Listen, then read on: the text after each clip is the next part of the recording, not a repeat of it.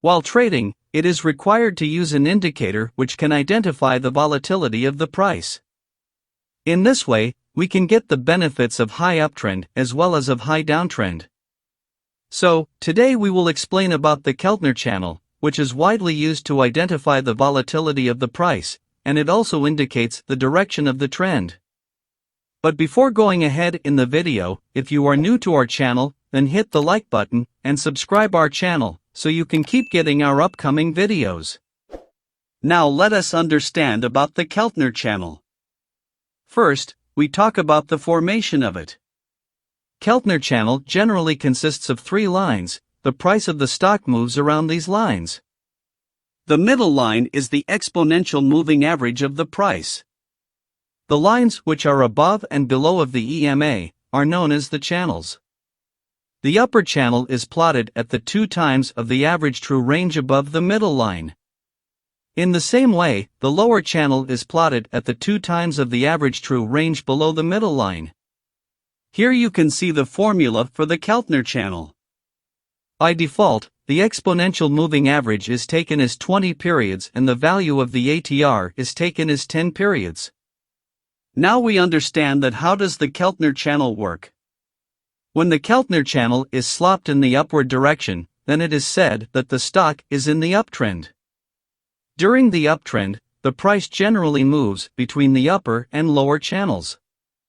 If the price closes above the upper channel, and after that it keeps moving above the upper channel, then this situation indicates that the stock is in high uptrend, and during this, we can get the buying opportunity. Similarly, when the Keltner channel is slopped in the downward direction, then it is called that the stock is in the downtrend. During the downtrend, the price moves among both the channels. When the price closes below the lower channel, and then if it moves below the lower channel, then stock will be in the high downtrend, and this time we can get the selling opportunity. When the Keltner channel becomes flat, then the price will be in the consolidation. During this range-bound period we should not make any trade. Till here you learned about the Keltner channel. Now we understand about our strategy. Here you can see, some candles move below the lower Keltner channel, but does the price move ahead in high downtrend? The price is not going in high downtrend. Instead of that, the price makes reversal from here, and it moves in the upward direction. Its meaning is that, when the candles moves outside the Keltner channel, then every time, it does not specify for the high trend, but sometimes, it indicates for the reversal. Now the question is how to identify these types of reversal points. For finding out the possibility of the reversals, here we will use an indicator called zigzag indicator. When the price movement occurred between the swing high and swing low is higher than the specified percentage, then the zigzag line is plotted. Thus, zigzag indicator is useful to find the trend of the price and change of the price trend. In our strategy, the value of price deviation for reversal is 3, which can be done from the settings of zigzag indicator. We will use the chart of a stock on 30-minute time frame for the buying and selling examples. First, we discuss the conditions for the buy setup. Condition number 1. Find the candles which move below the lower channel. Condition number 2. We will look for the buying when the zigzag line changes its direction and moves in the upward direction. Condition number 3. We will buy at the bullish candle which opens inside the lower Keltner channel. Let us see an example for the buying.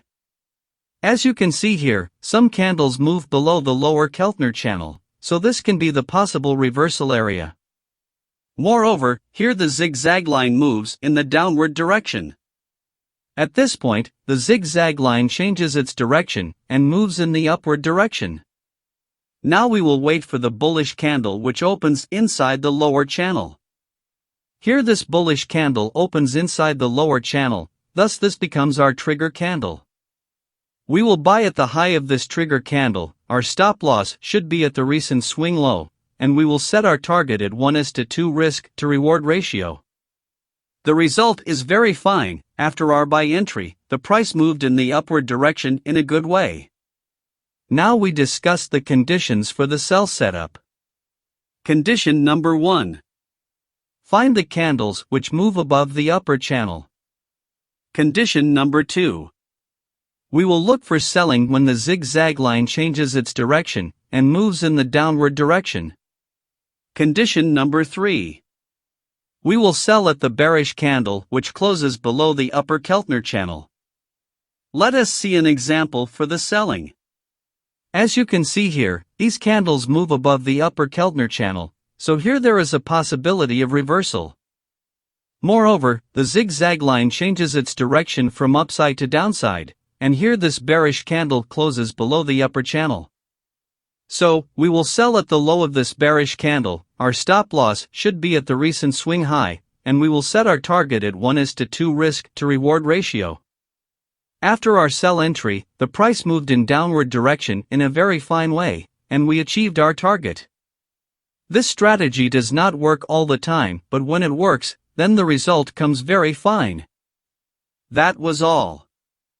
My dear viewers, for making these types of knowledgeable videos, lots of hard work is required. So, if you like this video, then instead of our hard work, just hit the like button and subscribe our channel, so you can keep getting these types of informative videos. Take care of yourself.